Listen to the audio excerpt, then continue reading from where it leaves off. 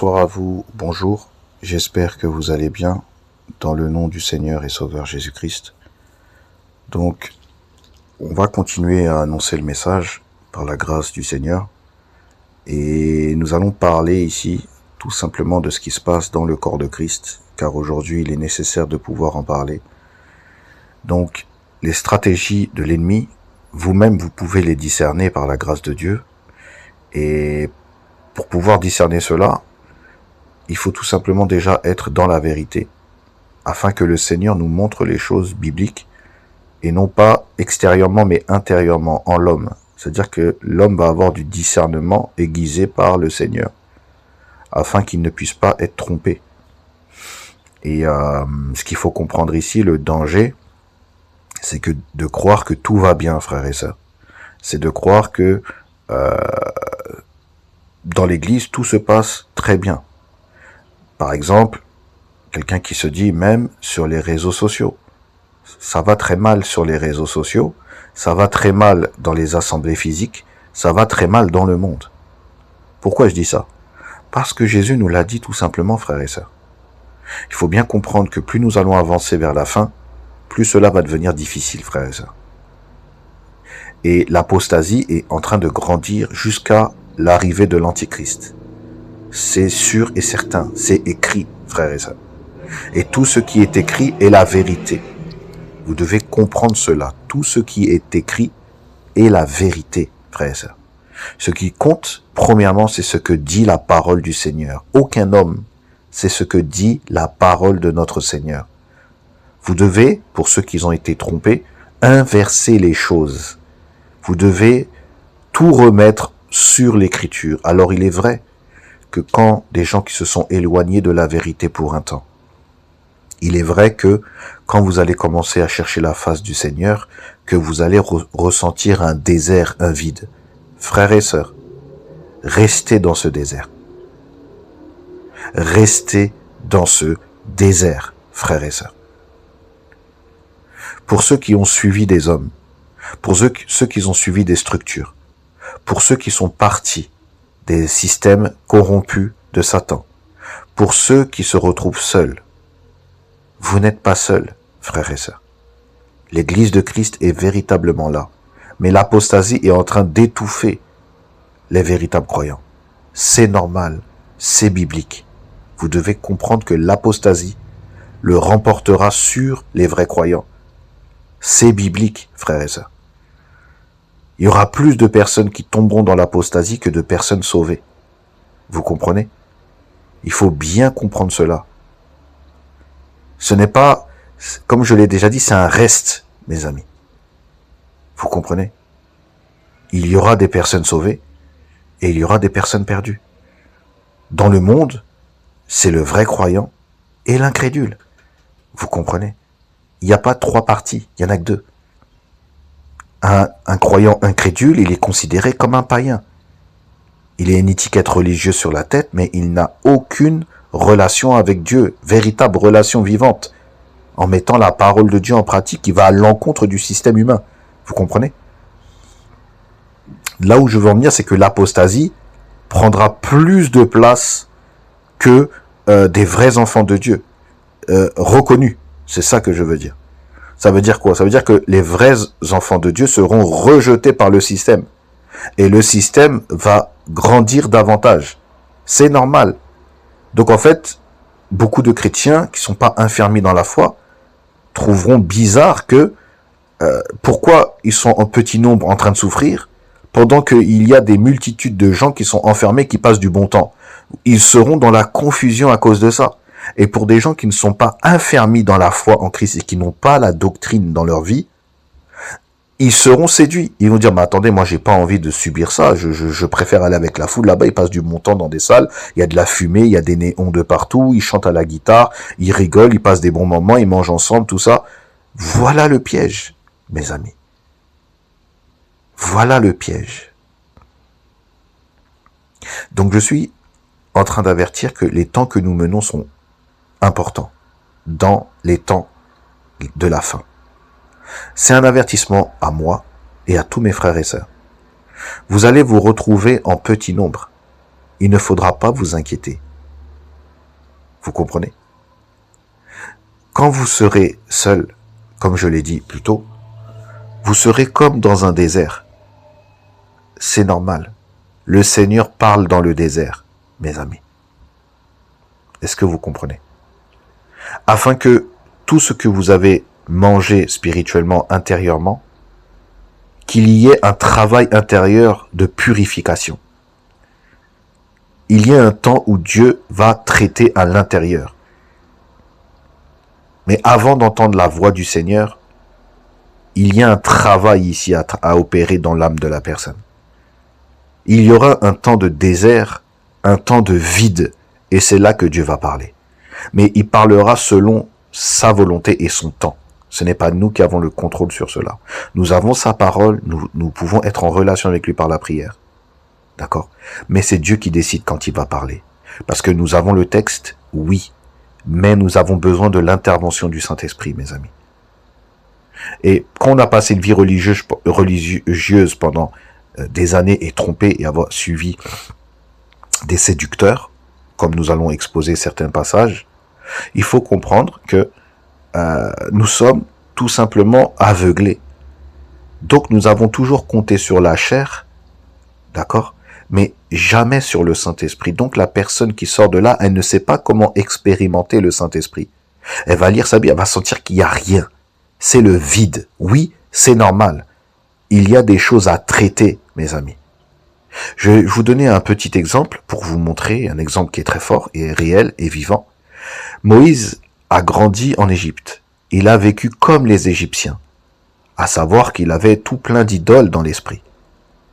D'accord? Il est hébreu, il était juif, d'accord? Et il a été reçu, vous connaissez l'histoire de l'Exode, il a été reçu par la famille de Pharaon. Il a été élevé avec la sagesse des Égyptiens.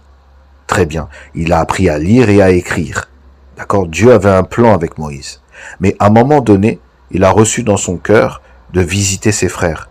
C'est Dieu qui a mis ça dans son cœur, mes amis, pour lui montrer la réalité de qui il était vraiment. Dans le cœur de Moïse, il a dû se passer tellement de choses que je ne peux pas expliquer, mais il a dû se passer tellement de choses. Mais quand le Seigneur, il a quitté l'Égypte pour aller à Madian, il a traversé un désert, mes amis. Dieu lui a pas parlé pendant 40 ans. Alors je ne dis pas qu'il va vous parler 40 ans plus tard, c'est pas ce que je dis. Je donne une image ici. Moïse devait apprendre à vivre avec rien. Il devait être purifié avec tout ce qu'il a vécu pendant ces 40 années en tant que, grandi à la manière des Égyptiens. Il a reçu plein de choses dans son esprit. Il avait plein d'idoles dans son cœur. Il avait plein de choses. Dieu devait travailler en Moïse. Les 40 années qu'il a passées en Égypte, en étant enseigné par l'Égypte et tout ça, les 40 autres années, il les a passées en tant que berger. Il a appris à vivre autrement, d'une autre manière. Vous comprenez? Dieu était en train de former Moïse pendant ces 40 ans pour la grande mission que Dieu allait l'utiliser pour l'envoyer à chercher Israël en Égypte. C'est qu'à l'âge de 80 ans que Dieu l'a interpellé pour aller en Égypte libérer Israël. Vous comprenez? Donc en fait, là où je veux en venir, c'est qu'il y a ici un grand désert que Moïse a traversé. Mais il était conduit par Dieu ici. D'accord? Donc nous devons comprendre qu'il y a forcément un désert où le chrétien va traverser. Et nous restons aussi souvent dans un désert pour que Dieu nous parle. Vous comprenez? Et c'est important d'avoir ce moment séparé du monde, de la mondanité. C'est ce que Moïse a fait. L'Égypte est symbole du monde, avec tous ses faux dieux. Moïse a été coupé de tout ça, mes amis. Dieu a pris le sécateur, il a coupé avec le sécateur pour séparer Moïse de toutes ces idoles, de toute cette mondanité. Moïse avait besoin de ce temps de désert pendant des années à apprendre à vivre d'une autre manière qu'il avait vécu auparavant. Et Dieu travaillait déjà en Moïse à ce moment-là. Vous voyez? Donc nous devons comprendre, il a eu 2 enfants, Gershom et je sais plus qui, le nom de l'autre enfant, il s'est marié, et voilà, si vous voulez, il a eu sa vie, d'accord? Et c'est dans la vieillesse de Moïse, à 80 ans, que Dieu l'a utilisé. Vous voyez? Donc, Je suis en train de dire que le chrétien passera forcément par un désert. C'est ce que Paul a vécu aussi quand il a été converti à Damas. Il est parti pendant plusieurs années. Vous voyez, il avait besoin d'apprendre ce qu'il avait reçu. D'accord, vous comprenez, c'est normal. Mais le chrétien actuellement passera par ce désert. Il faut qu'il y ait ce désert, afin que le Saint-Esprit puisse vous enseigner la parole de Dieu. Est-ce que vous comprenez? Mais c'est pas ce qu'on enseigne les chrétiens. Non, le chrétien, on le remplit de choses. Vous comprenez? Afin qu'il ne puisse pas entendre la voix du Seigneur, mes amis. C'est ça. Le système religieux, la religion en elle-même, empêche le chrétien de expérimenter ce désert et de recevoir les directives par le Saint-Esprit à la lumière de la parole de Dieu. C'est ce que le système religieux fait. Mettez-leur à fond de la musique. Enchaînez les cultes sur Internet ou même dans l'assemblée locale. Organisez des rendez-vous. Organisez des rencontres. Organisez des festivités avec d'autres assemblées. Hein? Jouez de la musique. Laissez-les partager la parole comme ça. Mais en aucun cas, laissez-les passer du temps dans le désert avec Christ. Ne laissez pas ces personnes-là expérimenter la présence de Dieu dans un désert. On va leur prêcher ça, ça et ça, mais rien sur la mort à soi-même, rien sur le péché, rien sur le jugement à venir. Vous voyez? Rien sur la soumission à Christ. Rien à toutes ces choses. Rien sur la persécution. Rien sur la souffrance du chrétien. Mais on va parler d'une souffrance charnelle. Mais tout sera dirigé vers l'homme. Voyez? Mais non à l'abandon du Saint-Esprit. Vous voyez comment ça fonctionne? Ça fonctionne comme ça. Laissez-les partir en vacances. Laissez-les vivre dans le monde. Mais il faut qu'ils viennent là pour qu'ils puissent se ressourcer. Mais en aucun cas, ces gens-là sont dans un désert. Quand ils quittent leur lieu de culte, ils sont remplis d'autre chose. Vous comprenez? Mais en aucun cas, il y a le vide. Vous comprenez? Le cœur du religieux est toujours rempli par quelque chose. Mais jamais par le vide. Mais par contre, Dieu veut le vide pour qu'il puisse parler. Il faut bien comprendre cela. Regardez l'exemple de Jean-Baptiste dans le désert. N'est-ce pas? Vous voyez? Il y a d'autres exemples. Regardez l'exemple d'Élie, quand il a voulu mourir, vous voyez? Il était dans un désert. Il y a tellement d'exemples qu'on pourrait prendre. Jésus l'a été aussi. Vous comprenez? Donc il faut comprendre que ce que le système religieux enseigne, ce n'est pas ce que la Bible demande. Dieu veut attirer le chrétien dans un désert, dans sa chambre, dans notre intérieur. Il faut qu'il y ait la place pour que Dieu commence à travailler. Vous allez ressentir ce désert, oui, mais il est nécessaire. Il est nécessaire que vous avez ce vide. Il le faut pour que Dieu commence à descendre, à travailler en nous, mes amis. Et progressivement, vous allez ressentir la présence du Saint-Esprit au niveau que le Seigneur permettra que vous le ressentiez à ce moment. Et à fur et à mesure, vous allez expérimenter cela. Vous allez l'expérimenter. Vous allez apprendre à vivre dans la dépendance du Saint-Esprit. Vous comprenez? Vous allez apprendre à vivre sous l'autorité de l'Écriture par le Saint-Esprit. Et Christ est en vous par le Saint-Esprit. Vous voyez? Mais c'est pas ce qu'on enseigne aux gens. On peut le dire comme ça, mais on leur donne pas la solution par le texte. C'est le grand danger. Vous voyez? C'est très très dangereux. On ne joue pas avec les choses spirituelles. Vous comprenez? Les faux docteurs ne vous diront pas cela. Ils le diront à leur manière. Mais ils diront pas qu'est-ce que ça coûte si nous vivons pas cela. Ils vont dire, vous pouvez faire ceci avec Christ, vous vivez pour Christ, vous lui donnez votre vie, tout ça. Oui, ils vont le dire tout ça. Mais derrière, là, si vous ne le faites pas, qu'est-ce qui va vous arriver? Ils vous le disent, ça? Si vous ne le faites pas, chrétiens, est-ce qu'ils vous disent ce qui va vous arriver devant le tribunal?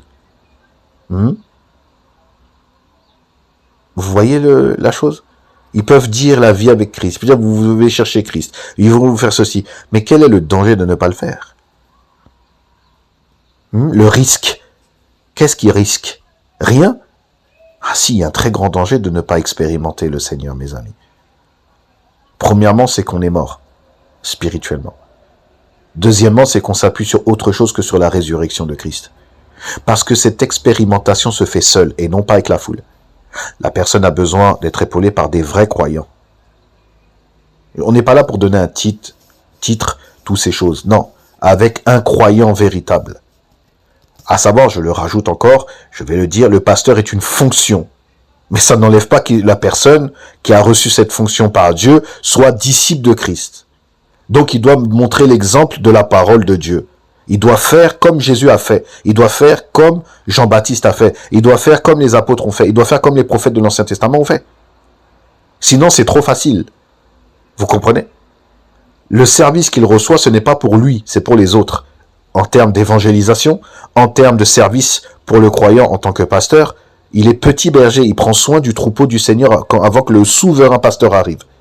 Mais il doit être le modèle, lui. Donc si lui, il est toujours derrière un pupitre et qui ne fait rien, c'est quoi ce modèle qu'il donne ici? Il va enseigner à d'autres personnes de faire la même chose. Mais à quel moment tu vas sortir dehors?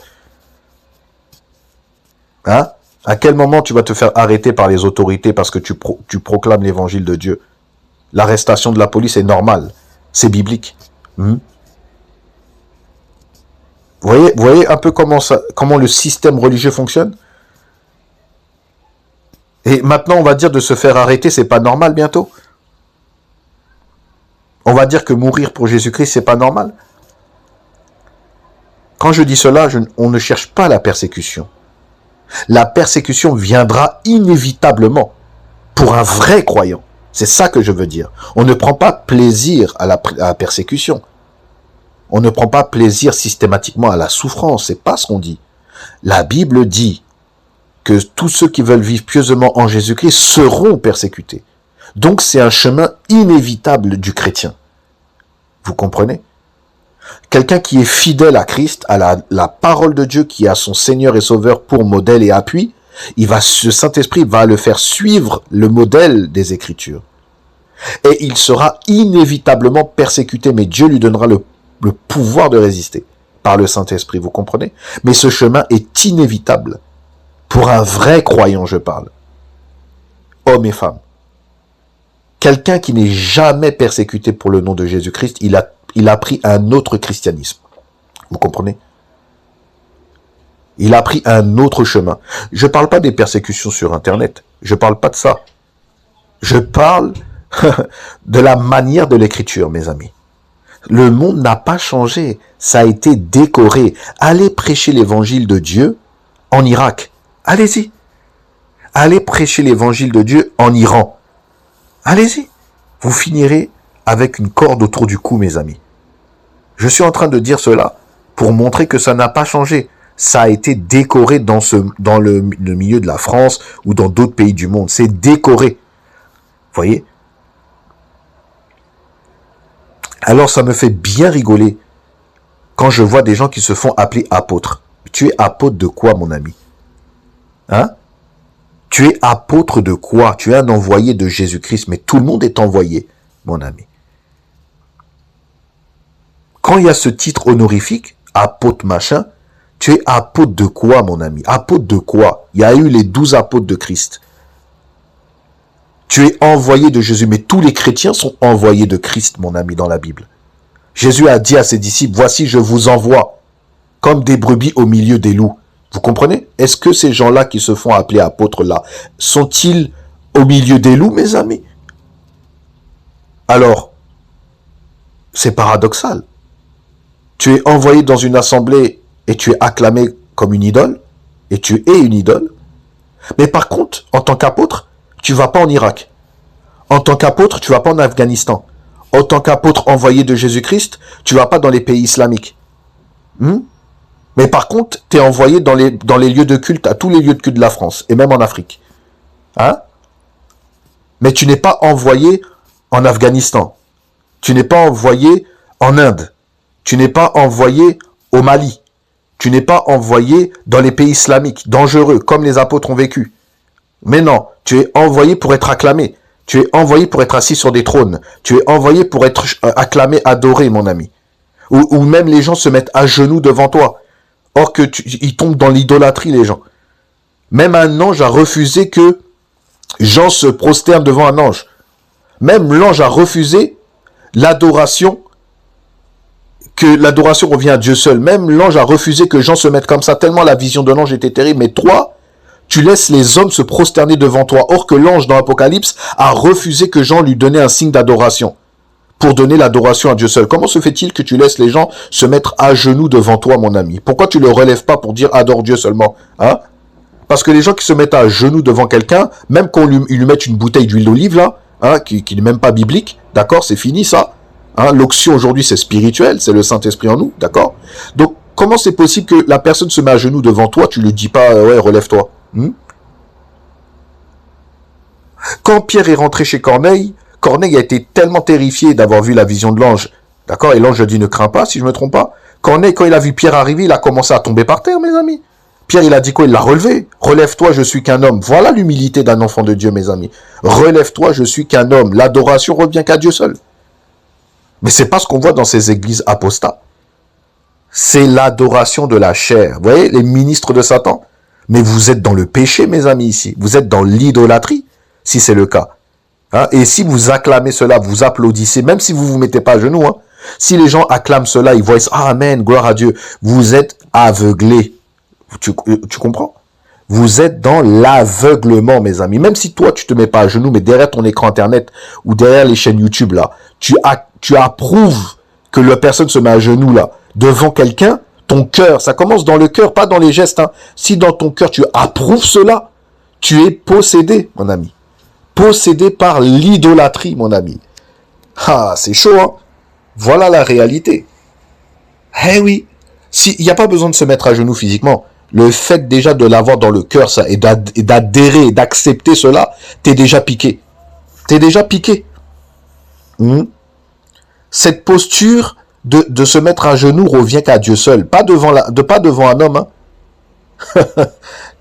Voilà comment, voilà. Déjà, quand on analyse comme ça, on voit les chrétiens, mes amis, ils acclament, ils applaudissent, ils disent Amen. Amen, gloire à Dieu. Comme si Dieu approuvait cela. Même un ange de Dieu ne l'approuvait même pas. Est-ce qu'on on est des anges puissants, nous? Hein? On n'est pas des anges, on est des créatures, mes amis, comme les anges, mais on n'est pas des anges, des êtres angéliques. Hein? Vous voyez? Pourtant, les anges sont puissants, mes amis. Hein? C'est pas des anges comme dans les films, hein, là. C'est des anges terribles. Hein?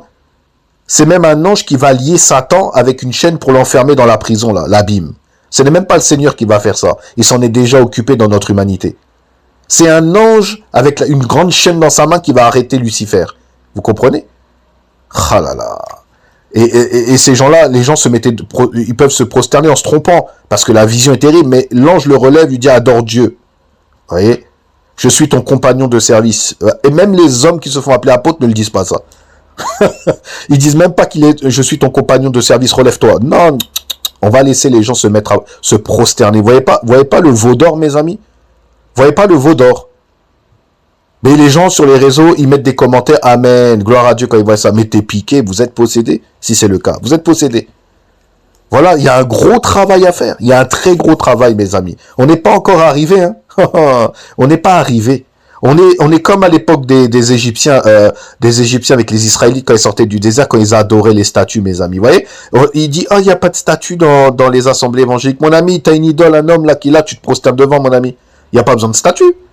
Tu te prosternes devant un homme de chair, mes amis. C'est aussi grave qu'une statue. Oh, c'est chaud. Eh oui, il n'y a pas de statue dans les églises évangéliques. Les gens, ils voient pas le côté spirituel. C'est grave, c'est très grave. Voilà pourquoi beaucoup sont séduits. Donc, quand tu te fais appeler apôtre, mon ami, va en Syrie, va à Damas, va dans les pays islamiques où c'est dangereux. Toi qui te mets un titre envoyé spécial, eh ben, va là-bas, va dans ces pays-là, mon ami, vas-y. C'est bizarre quand même, tu te fais appeler apôtre et tu vas tout le temps dans des endroits confortables. Hein? Mon ami, déjà, tous les chrétiens sont des envoyés de Jésus-Christ. Tous les chrétiens. Jésus est même appelé l'apôtre aussi, dans Hébreu, n'est-ce pas? l'apôtre. Il est appelé l'apôtre et le sacrificateur de la foi. Je vous dis, si je me trompe pas, il est appelé apôtre, c'est sûr. Il est l'envoyé de Dieu, mes amis. Même Jésus-Christ a ce titre. Et toi, tu te mets apôtre. Mais apôtre de quoi? Tout le monde est apôtre. Tout le monde, tous les chrétiens sont envoyés. Hein? En fait, tu te fais appeler apôtre là. Mais apôtre de quoi? C'est ça que je comprends pas. Dans la Bible, t'es apôtre de quoi? Hein? Quand Paul a dit, il a fait les uns comme apôtres, il parlait des apôtres avec lui. Hein? Il parlait des apôtres avec lui ici. Il ne parle pas des apôtres d'aujourd'hui. Il n'y en a pas d'apôtres aujourd'hui. Tous les chrétiens sont envoyés. C'est quel évangile que les gens ont reçu? Voilà comment les gens sont piqués. Apôtres ceci, apôtres cela. Même des femmes se font appeler apôtres. Ils se font adorer dans des concerts, mes amis. Hein? Mais apôtres de quoi? Le ministère des apôtres, c'était à l'époque du Nouveau Testament. Il a fait les uns comme apôtres. Il parlait de Paul et il parlait des apôtres qui étaient avec lui. Hein? C'est pas de toi qu'il parlait. Il parlait de lui ici. Donc le sœur peut envoyer quelqu'un dans un pays islamique ou un autre pays, en Haïti ou des trucs comme ça. Oui, mais c'est un chrétien, c'est pas un apôtre.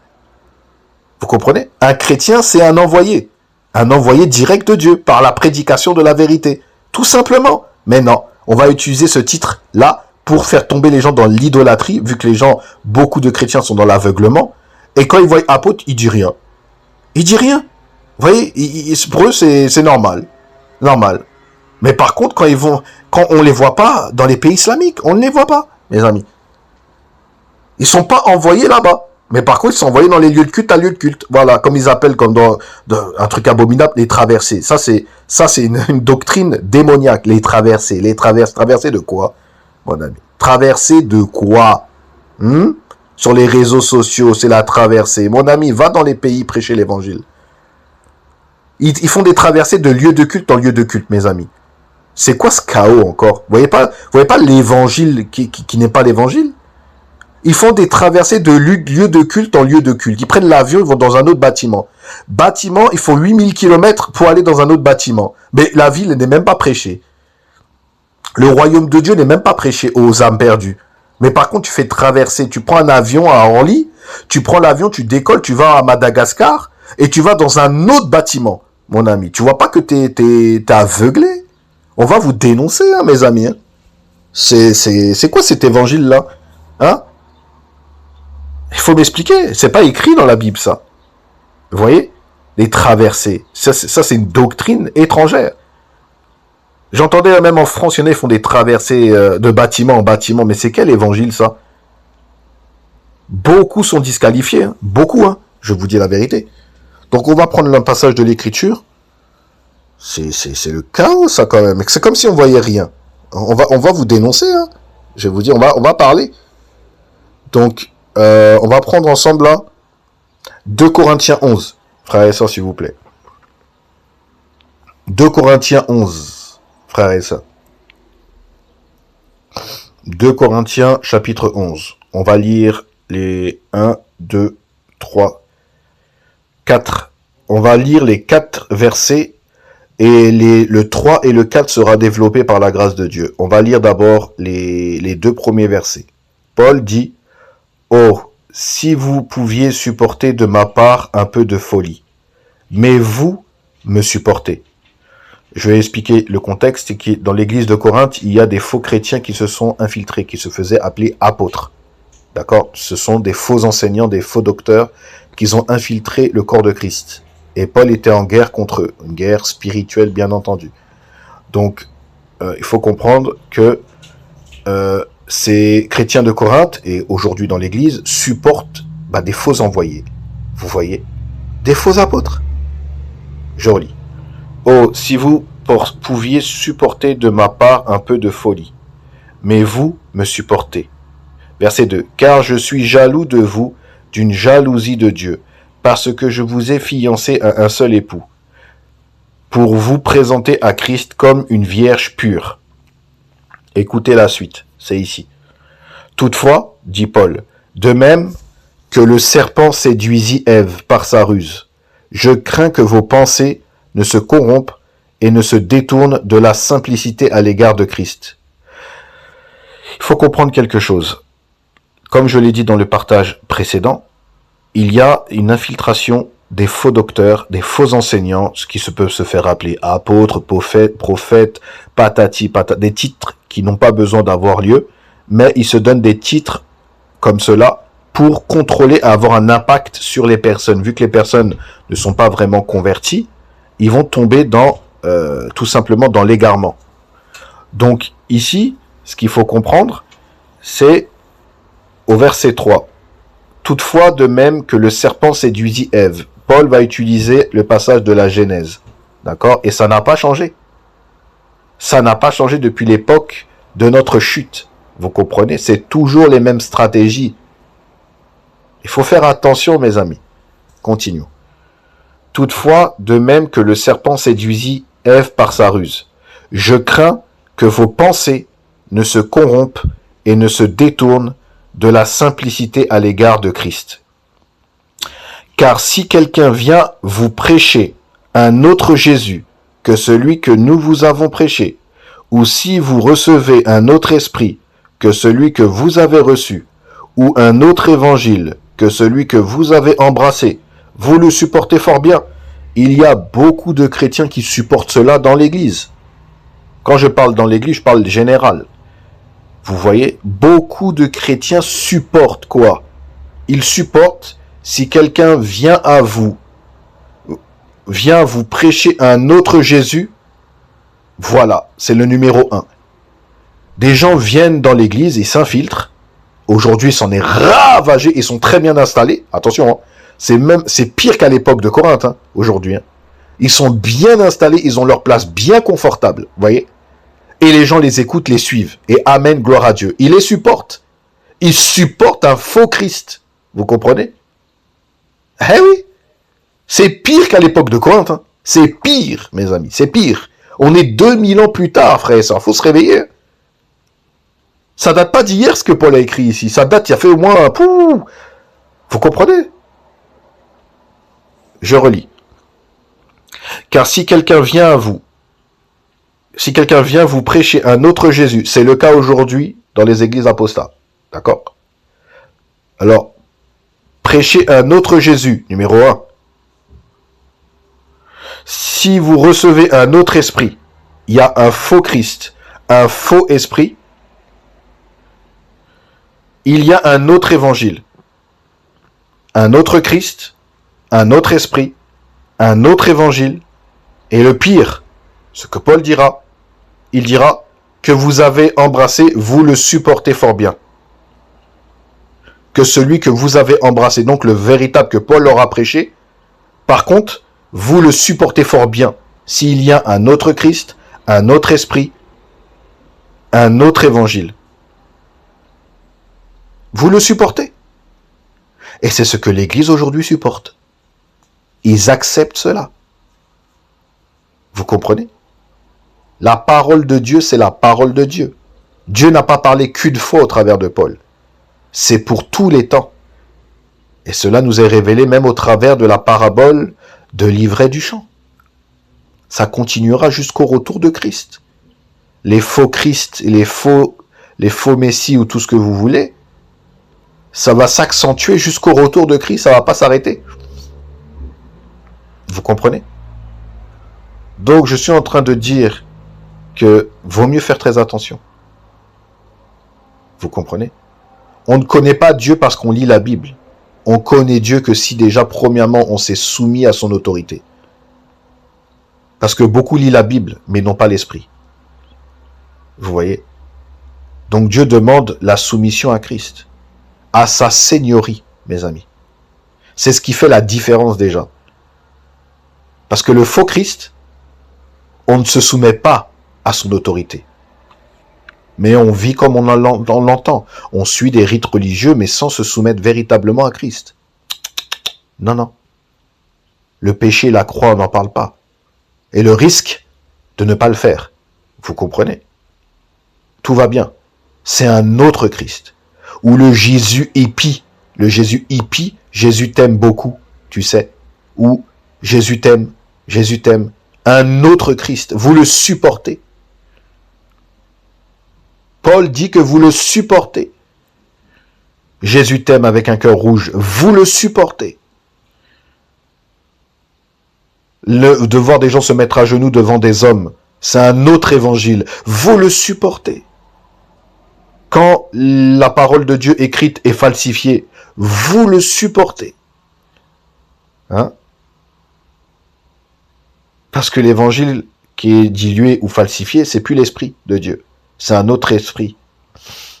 Vous le supportez fort bien. C'est grave. Et vous croyez aujourd'hui avec l'apostasie qui est pire que celle de Paul, tout va bien. Je crains que vous avez été séduit, comme dit Paul. Ça n'a pas changé, c'est pire. Mes amis. Eh oui. On va apprendre à faire attention. Je vous dis la vérité. Car si quelqu'un vient vous prêcher un autre Jésus que celui que nous vous avons prêché, donc les véritables apôtres, ou si vous recevez un autre esprit que celui que vous avez reçu, ou un autre évangile que celui que vous avez embrassé, vous le supportez fort bien. Or, dit Paul, j'estime que je n'ai été inférieur à rien à ces apôtres par excellence, les faux apôtres qui se sont infiltrés, ceux qui se disaient envoyés. Vous voyez? Paul est en train de les dénoncer. Vous voyez le chaos, mes amis? Un autre Christ, un autre esprit, un autre évangile. Aujourd'hui, c'en est ravagé. C'en est ravagé, pire qu'à l'époque de Corinthe. C'est dans le monde entier, mes amis.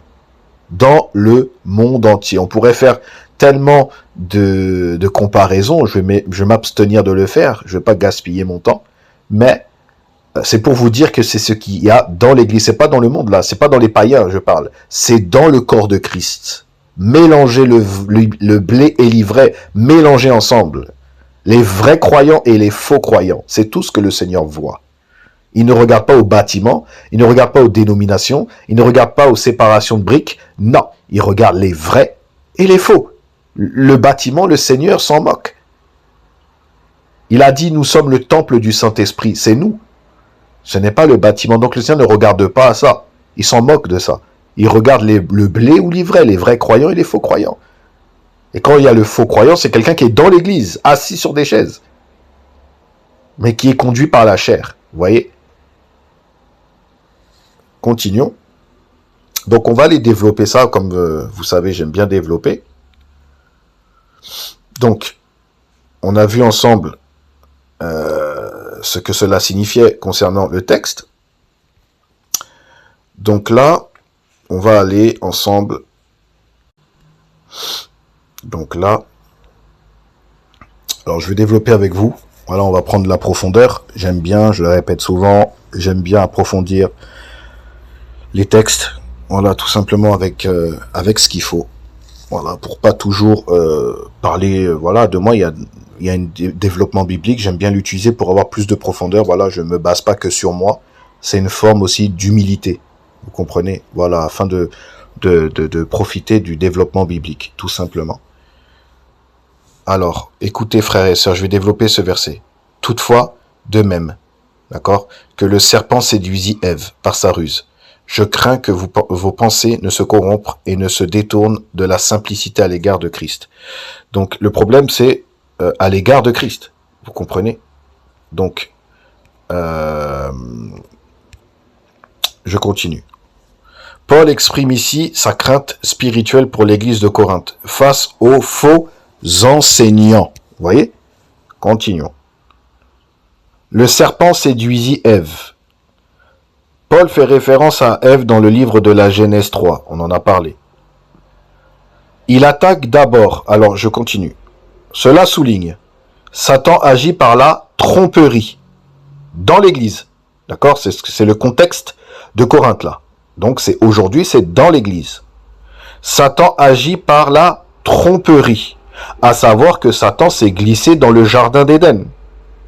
Il s'est glissé où il y avait les enfants de Dieu. là où il y avait la perfection. Donc imaginez-vous aujourd'hui avec le péché qu'il y a dans la chair, n'est-ce pas?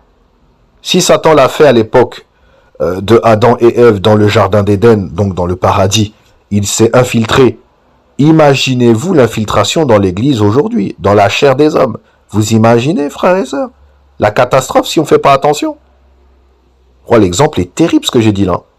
Il s'est infiltré sous la forme d'un serpent pour aller tromper Adam et Ève, d'accord, pour faire plonger toute l'humanité dans la mort et sous sa domination provisoire, d'accord, sous son influence démoniaque, d'accord, mais il est rentré dans un endroit parfait, il n'y avait pas de péché, mes amis. Alors imaginez-vous aujourd'hui dans la chair des hommes corrompus, imaginez comment ça rentre et ça sort normal. Vous voyez pourquoi Paul avertit déjà ici depuis l'église primitive? Parce qu'aujourd'hui c'est une catastrophe. Paul en a parlé dans Acte 20, si je ne me trompe pas. Je vais peut-être me tromper sur la référence, mais dans Acte, il a prévenu avant de partir.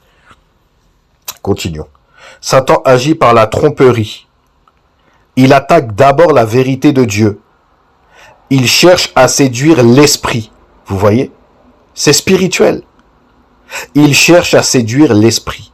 Ensuite, comme avec Ève, l'ennemi mélange mensonge, demi-vérité, séduction. Vous voyez? Parce que quand il est venu vers Ève, dans la Genèse 3, il a corrompu ce que Dieu leur avait dit. Dieu a réellement dit que vous ne mourrez pas, que vous ne mangerez pas tous les fruits je ne sais plus comment il dit ça, mais il a tordu ce que Dieu a dit. Et Ève, elle a été séduite ici. La demi-vérité a été dans son esprit. On parle d'une demi-vérité. C'est-à-dire que Satan utilise la vérité pour la transformer dans le mensonge. Vous comprenez? C'est la ruse. Vous comprenez? Quand Ève était là, elle a vu tout, elle parlait avec Satan, enfin bref, Dieu a réellement dit, vous voyez, Satan a dit, Dieu a réellement dit ça. Vous voyez déjà, Ève, elle a été séduite ici. Vous voyez? C'est comme ça que Satan commence. Dieu a réellement dit, vous voyez? C'est la ruse, la demi-vérité que Satan va proclamer. Vous voyez? C'est comme ça qu'il fait avec les ministres de Satan dans l'église. Ah, c'est chaud, mes amis. Les gens, vous avez pensé à ça? À force d'écouter toujours des prédicateurs, des pasteurs, tout ça sur Internet, toutes ces choses-là, ils vous ont ensemencé la demi-vérité. Si vous n'êtes pas fondé sur le Seigneur pour discerner ces choses, Satan a prêché à Jésus dans le désert, bien-aimé. Il a utilisé un psaume de David, je crois, ou Asaph, et mes amis, il a dit mot pour mot ce qu'il y avait. Pourtant, il n'avait pas de livre entre les mains. Il était dans le monde spirituel. Jésus le voyait, mais il était dans le monde spirituel. Il était invisible. C'est pas comme dans les films où on voit un faux Christ là dans un désert et qu'on voit une personne, une silhouette arriver vers Jésus-Christ. Un faux Christ. Non, non, c'est pas ça. Il y avait personne physiquement autour de Jésus-Christ. Vous voyez? C'était dans le monde spirituel, frère et sœur. Eh oui. On continue. Alors, comme avec Ève, l'ennemi mélange mensonge. Vous voyez, il mélange avec du mensonge. Mais c'est très subtil. Les gens vont pas le voir. N'oubliez pas ce que Paul a dit. Si quelqu'un vient à vous et vous prêche un autre Jésus, vous recevez un autre esprit ou un autre évangile, vous le supportez. Donc, dans le monde chrétien, beaucoup supportent cela. Je vais pas énumérer des dénominations. C'est pas le but. Le but, il est, parce que dans les dénominations, on peut voir qu'il y a beaucoup de chaos, mais c'est pour ça que je suis en train de dire que dans l'esprit des gens, il y a beaucoup d'ivraies, beaucoup de mensonges. Beaucoup ont reçu un autre Christ, même pour ceux qui entendent parler de Jésus-Christ. Vous voyez? Ils ont un autre Christ dans l'esprit. Alors, comme avec Ève, l'ennemi mélange mensonge, demi-vérité, séduction. Ensuite, petit 2, vos pensées ne se corrompent. Écoutez, frères et sœurs, le danger commence dans l'esprit. Vous voyez, frères et sœurs? Voilà le danger, numéro 1. Le danger commence dans l'esprit. Je le répète. Vous voyez? Les faux docteurs cherchent à corrompre la pensée biblique. Aïe, aïe, aïe, aïe, aïe. Vous voyez, voilà. Voilà l'image du serpent, vous voyez, dans le corps de Christ. Continuons. Les faux docteurs cherchent à corrompre la pensée biblique. Là, on parle de la pensée biblique, frères. On ne parle pas du verset. On parle de la pensée de la parole. C'est pire encore que les versets. Alors là, dénaturer la pensée biblique, frères et sœurs, c'est la ruse. Et les gens qui sont adeptes de ces gens, ils ne peuvent pas voir cela. Ils sont pris dans le filet. On ne parle pas de tordre la parole ici d'abord. Non, non, non, non. La pensée biblique, c'est pire que tordre le verset. C'est encore plus séducteur, mes amis. Changer le contexte de la pensée des apôtres pour le mettre la sienne. Vous voyez? C'est pire que tordre un verset. Il y a, par exemple, je vais vous donner un exemple, les gens vont casser la parole de Dieu en disant que la femme peut être pasteur. Un exemple tout bête. On sait très bien, selon le texte, que Dieu ordonne que la femme ne soit pas pasteur dans l'église. D'accord? Le texte le dit clairement. Ils vont casser la parole de Dieu, ils vont le faire quand même. Ça s'appelle de la rébellion et de la révolte contre un commandement du Seigneur. Très bien, ça c'est clair et net. C'est écrit clair. Je vais reformuler. La femme peut prêcher dehors, en extérieur. Elle peut parler dans l'assemblée, il n'y a pas de problème. D'accord? Mais elle ne peut pas enseigner les brebis du Seigneur. Elle n'a pas cette place en tant que pasteur et enseignante prédicatrice dans le corps de Christ. Elle n'a pas cette autorité par Dieu. Elle ne doit pas le faire, c'est un commandement. La Bible dit clairement, je ne permets pas à la femme d'enseigner. Je ne permets pas, c'est un commandement. D'accord? Qui a été donné pas de Paul, mais du Saint-Esprit. Voilà, faut bien comprendre cela. Donc, ça c'est facile à repérer. Ça, c'est facile à se dire, ah ben là, il a cassé la parole de Dieu, c'est faux, ils se sont trompés. Voilà, tu peux t'esquiver tout de suite. Mais il y a un autre système, c'est de corrompre la pensée biblique. Alors ça, c'est là qu'il faut être très, très spirituel pour comprendre. Quand je dis très, très spirituel, c'est dans le sens où on n'est pas plus spirituel que quelqu'un d'autre. C'est pas ce que je dis, mais il faut faire très attention et être très vigilant. Voilà pourquoi nous devons tout analyser. Ça veut dire quoi? Ça veut dire que Paul, quand prêchait aux Bérétiens, là, dans Actes, les Bérétiens vérifiaient tout ce que Paul disait selon la prophétie. D'accord? Voilà ce que nous devons faire. Mais ça ne suffit pas. Ça ne suffit pas. Pourquoi je dis ça? Parce que vous n'avez pas tout simplement examiné quelqu'un qui lit les versets par verset, mot pour mot. Il va répéter ce que dit le texte et vous allez dire, ça c'est le comportement des ignorants malheureusement. Ah bah tiens, il dit ce que dit la Bible. Non mais attends, c'est pas ce qu'on t'a dit là. C'est facile de réciter un verset. Par exemple, il dit Jésus a été tenté dans le désert. Donc déjà, il n'a pas été tenté, Satan a essayé de le tenter. Voilà, c'est ça dans la traduction. Mais là où je veux en venir, c'est que c'est pas parce qu'il va lire littéralement le verset pour verset, et toi tu regardes dans ta Bible avec ton portable, et que tu dis dans ton téléphone, ah bah tiens, il a récité ce que dit le texte, c'est bon, c'est la vérité. Oh mon ami. Tu es séduit. Tu es séduit. Satan a répété mot pour mot à Jésus un psaume d'Asaph ou de David pour tromper le Seigneur. Il a répété mot pour mot. Est-ce que vous comprenez? Mais derrière là, c'était un mensonge. C'était la ruse derrière. C'était pour l'amener quelque part que Dieu lui avait pas commandé. Vous comprenez?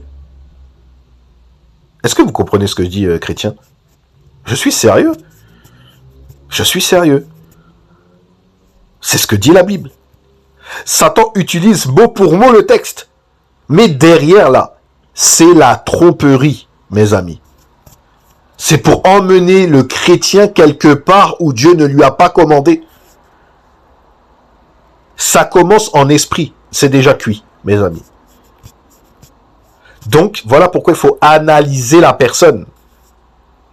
Vous voyez? On n'a pas besoin d'analyser Satan, nous savons tout de suite.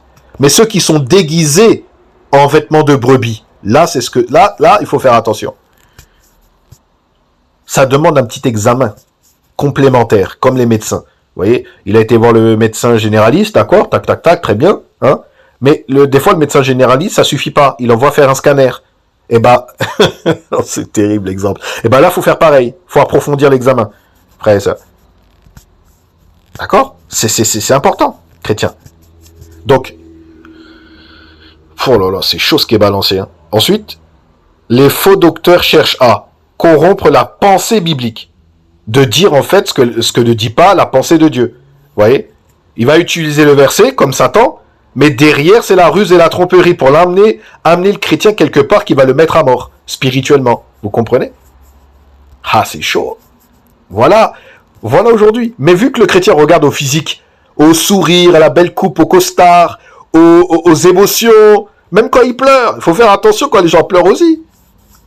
C'est charnel, il y en a. Vous voyez? Continuons. Corrompre la pensée biblique. C'est pire que casser le verset, hein. N'oublions pas. Détourner les croyants de la vérité. Et voilà. D'abord, ça corrompt la pensée biblique. Ensuite, la seconde intervention dans l'esprit de la personne. Détourner les croyants de la vérité. Parce qu'à partir du moment où la pensée biblique est corrompue, dans la personne, c'est-à-dire qui corrompt la pensée biblique dans ses prédications ou dans son... Voilà ce qu'il fait. Qu'est-ce que ça va produire? Détourner les croyants de la vérité. C'est le second truc. Vous voyez? Ensuite, introduire un faux évangile. Vous voyez comment ça fait? C'est la stratégie, mes amis. Un coup que déjà les gens ont été piqués par la pensée, corrompre la pensée biblique, la pensée on parle. Derrière, il y a le détourner les croyants de la vérité. Ensuite, introduire un faux évangile. C'est systématique. Vous voyez? Mais beaucoup aujourd'hui sont dans ça. Beaucoup sont aveuglés. C'est aujourd'hui, pas qu'à Corinthe ou dans Galates, c'est général. Si on ne fait pas attention, mes amis, parce que vous ne savez pas ce qu'ils font dans le secret. Dans le secret, quand ils s'enferment entre eux à boire des tasses de café, à parler ensemble, oui, t'as vu ceci, cela. Quand ils parlent entre eux dans le bureau, là, il n'y a pas de caméra ici. Ils font des petites alliances avec d'autres assemblées, ils s'enferment entre eux, ils discutent ensemble. On les voit sur les réseaux sociaux ensemble. Ils ont discuté avant de se mettre en lumière. Mais vous savez pas ce qui se dit ici. Ça, ils vont pas vous le dire. Vous comprenez? Faites attention, frères et sœurs. Continuons. Donc, la simplicité à l'égard de Christ. Cela signifie une foi pure. Donc, Paul dit, je crains que... attendez, je vais prendre le verset. Il dit, alors, je crains que vos pensées, vous voyez, la pensée, ne se corrompent et ne se détournent de la simplicité à l'égard de Christ. Cela signifie, dans le commentaire, la simplicité à l'égard de Christ. Cela signifie une foi pure, numéro 1. Sincère. Entièrement centré sur Christ. Vous voyez, pas sur l'apôtre du coin.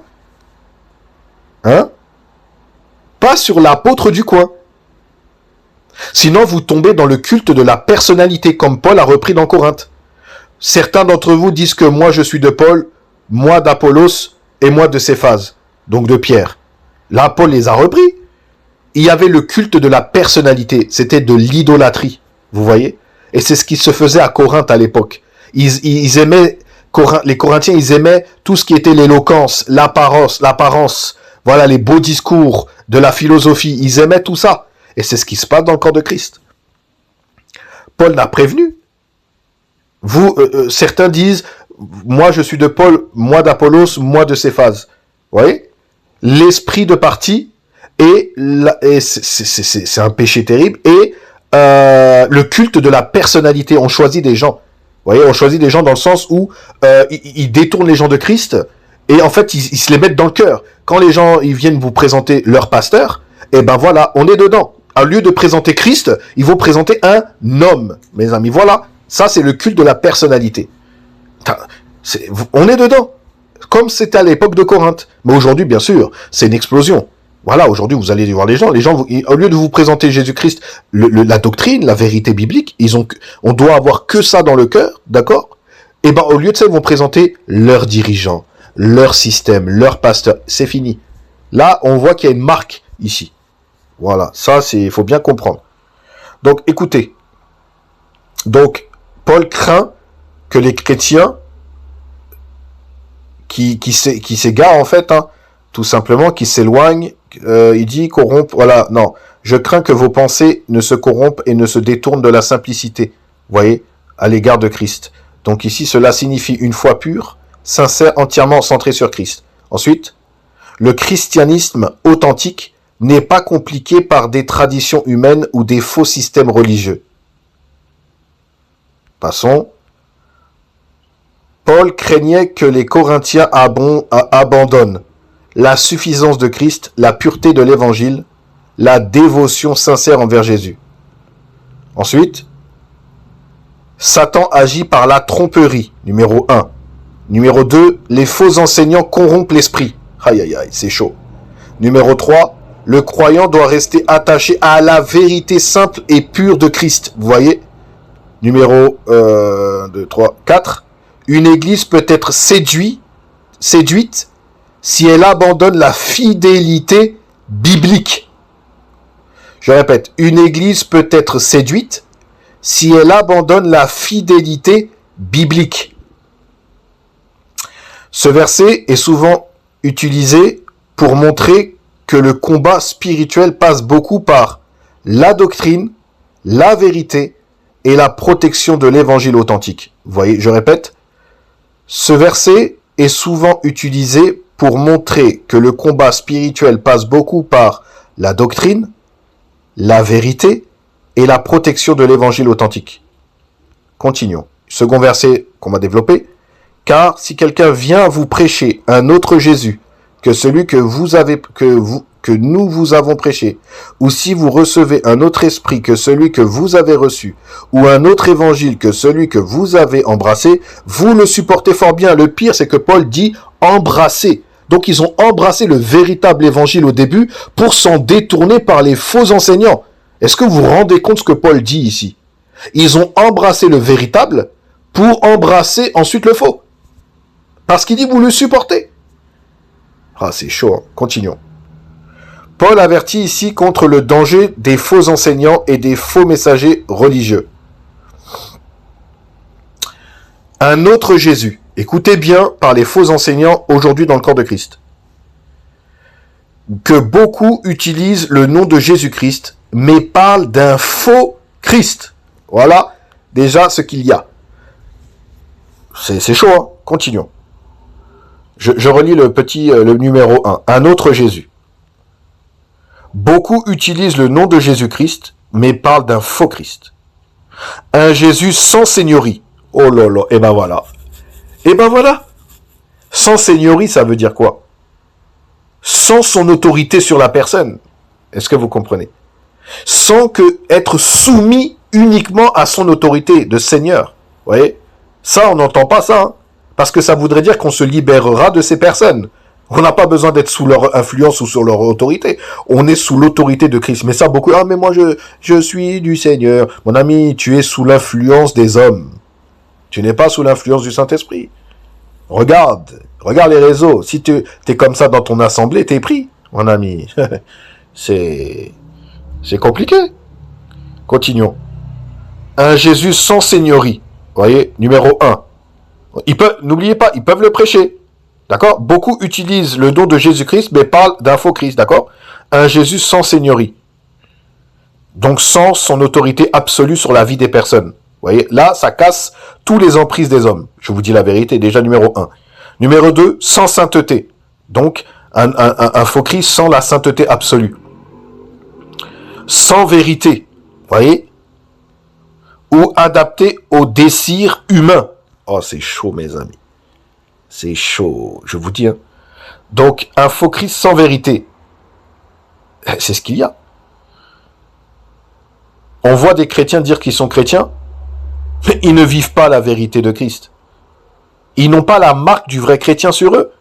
Comment tu peux te dire que tu es chrétien? C'est comme si demain je disais, je suis président de la République, mais je ne vis pas en tant que président. Vous voyez l'exemple? C'est comme si demain j'étais président de la République. Ah, attention, je veux dire un truc là, c'est chaud. C'est comme si je vous dis, je rencontre quelqu'un dans la rue, je dis je suis président de la République. Il va rigoler. Il va dire, t'es président de quoi toi? T'as jamais été à l'Élysée? T'es président de quoi? T'as jamais fait de campagne? Il va très bien savoir que je ne suis pas... C'est un mensonge. Il va très bien voir que je me fous de lui. Mais des chrétiens, quand les gens viennent à lui, ils disent, il est chrétien, ils le boivent. Ils boivent direct. Ah, il est chrétien. Ah, d'accord. Amen, amen, amen. Juste parce qu'il dit Jésus. Est-ce qu'un homme qui regarde BFM TV, qui parle tout le temps de politique, est-ce que cela lui donne le droit qu'il soit président? Ou qu'il fasse même partie d'un parti politique? Mais pourtant, il parle de politique. En regardant les informations, il parle de politique. N'est-ce pas?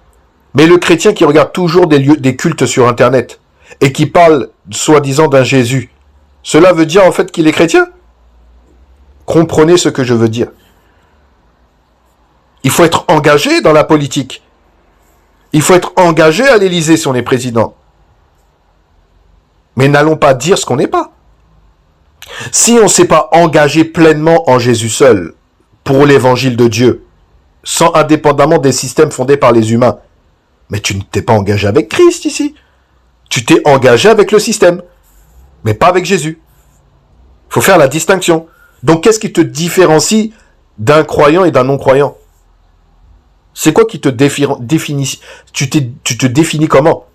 Un païen et toi, comment tu te définis? Parce que tu as fait une confession de foi? Il y a une vie qui doit être menée en fait. Il y a une vie pratique. Et cette vie pratique ira à l'encontre du système religieux, ira à l'encontre du système du monde. Vous voyez ce que je veux dire? Donc on ne peut pas dire à quelqu'un qu'on fait partie du mouvement de Mélenchon si on n'y a jamais mis les pieds. Dans le sens où on fait partie, qu'on est engagé dans la politique. Je parle dans le milieu, dans le gouvernement, dans Mélenchon. Je parle qu'on travaille dans son système politique. C'est comme si demain je disais que j'étais président ou je travaillais dans le FLI. C'est un exemple que je donne. Je m'y connais pas en politique, mais c'est un exemple que je donne. On travaille dedans, genre on a un bureau, tout ça, et c'est pas vrai, c'est un mensonge. Alors les gens disent qu'ils sont chrétiens, ils n'ont pas la vie d'un chrétien. La vie d'un chrétien se résume à aller dans un endroit s'asseoir sur une chaise. Non, ça se résume pas à ça. C'est pas ce qui est écrit dans la Bible. Donc la personne en face, elle va dire, ben non, ce que tu dis là, c'est faux parce que tu n'as pas du tout l'attitude de quelqu'un qui vit comme un président. Alors, être chrétien, c'est d'être derrière un pupitre et parler. Mais j'aimerais dire que les catholiques et les témoins de Jéhovah le font. Les orthodoxes le font. Les mormons le font. Les mormons, ils ont même des apôtres apparemment. Vous voyez? C'est ce un frère m'a dit ça. Ils ont même des apôtres. Vous voyez? Et ces gens-là sont chrétiens? Non, ils sont pas. C'est des faux chrétiens. Voilà. Comme des gens qui disent qu'ils sont des présidents et ils ne vivent pas à la manière des présidents. Voilà, tout simplement. Donc, continuons. Un Jésus sans seigneurie, sans sainteté, voilà le faux Jésus, sans vérité ou adapté aux désirs humains. Ce n'est pas le vrai Christ révélé dans la Bible. Voilà le message. Voilà le message. Ensuite, un autre esprit, avec un petit e. Cela parle d'une influence spirituelle différente du véritable Saint-Esprit. Vous voyez? C'est terrible, hein? Je relis. Matt Cartur souligne, c'est le commentaire de Matt Cartur, Matt Cartur souligne que toute expérience spirituelle ne vient pas forcément de Dieu. Écoutez, un faux esprit peut produire confusion, émotion trompeuse, faux enseignement. Voyez. Ensuite, un autre évangile. Paul parle d'un message falsifié. Aïe, aïe, aïe. Pourtant, ils ont la Bible. Mais n'oubliez pas tout ce qu'on a énuméré juste avant. Corrompre l'esprit, la pensée biblique. Ça commence comme ça. Comme Satan l'a fait à Ève. D'accord? Donc là, un autre évangile. Paul parle d'un message falsifié. Écoutez. Salut par les œuvres. Religion humaine. Évangile centré sur l'homme. Prospérité. Ou compromis avec le monde. Alors là, mes amis, il y a un pavé à écrire. Un pavé. Un évangile falsifié. Ils peuvent avoir le vrai texte, mais ils vivent de quelle manière? En fonction du texte qu'ils prêchent. Ils vivent de quelle manière? Voyez comment il faut discerner les choses? Ils vivent de quelle manière de ce qu'ils prêchent? C'est déjà ça qu'il faut analyser. Tu prêches cela, tu prêches Paul. Mais est-ce que tu vis la moitié de ce que Paul a vécu? Est-ce que tu vis le rejet que la Bible nous dit qu'on doit vivre selon le monde et même par le milieu chrétien? Ah bah oui, mon ami. C'est chaud. Paul parle d'un message falsifié. Mais pourtant, il a la Bible. Hein. D'accord? Continuons. Salut par les œuvres. Religion humaine. Donc les systèmes. D'accord? Évangile centré sur l'homme. Oh, c'est ce qu'on voit aujourd'hui. Hein. Prospérité. Voilà, on l'entend. Hein. Ou corrompu, compromis avec le monde. C'est pas ce que nous voyons? Ah bah si, on voit ça à fond, mes amis. À fond. Vous voyez?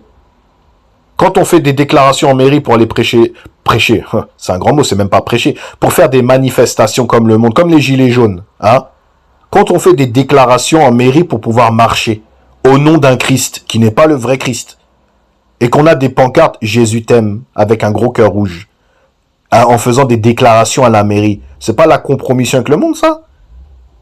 Ils font comme les manifestations ils déclarent cela en mairie pour pas avoir de problème. Mon ami, voilà la compromission, la peur, mes amis, voyez? Ils ne veulent pas vivre la persécution, voyez? Ils veulent que ce soit encadré par les gens du monde. La honte. La honte, mes amis, c'est la honte. Est-ce que Paul, quand il prêchait, il a demandé à Hérode d'avoir des gars avec lui? Est-ce que quand Pierre prêchait, il a demandé au gouverneur Pilate d'avoir ses soldats, la cohorte romaine, avec lui? Hein? Vous voyez pas que c'est la honte, mes amis? Vous voyez pas qu'ils n'ont pas le Saint-Esprit, frères et sœurs? Vous voyez pas? Vous voyez pas qu'ils s'appuient sur la chair des hommes? Ils prennent confiance dans les hommes? Ils veulent se compromettre avec les hommes? Vous voyez pas? Hein? C'est comme si les apôtres, ils avaient demandé la protection du Sanhédrin pour prêcher l'évangile, mes amis. Ils avaient demandé la protection à Pilate pour envoyer des soldats pour protéger quand ils prêchent. Pour pas qu'ils reçoivent la persécution d'autrui. Hein? C'est un autre évangile. C'est un autre Christ. Mes amis. On va parler. Je vous dis, hein. La honte des manifestations, comme les gilets, comme le monde, tout ça, hein, avec des CRS encadrés. La honte, les amis, la honte. Continuons. Il n'existe qu'un seul véritable évangile. Vous voyez? Il n'y en a qu'un. Et si on suit celui-là, ça va à l'encontre de ça, hein. D'accord? Vous le supportez fort bien. Voilà les chrétiens qui supportent cela. Paul reproche aux Corinthiens leur naïveté spirituelle. Ils toléraient facilement les faux docteurs sans discerner l'erreur. Voilà le problème. Continuons. Un danger permanent dans pour l'Église, accepter des enseignements séduisants mais non bibliques. Il existe de faux Jésus et de faux évangiles. Toute expérience spirituelle n'est pas forcément de Dieu. Le croyant doit discerner la vérité biblique.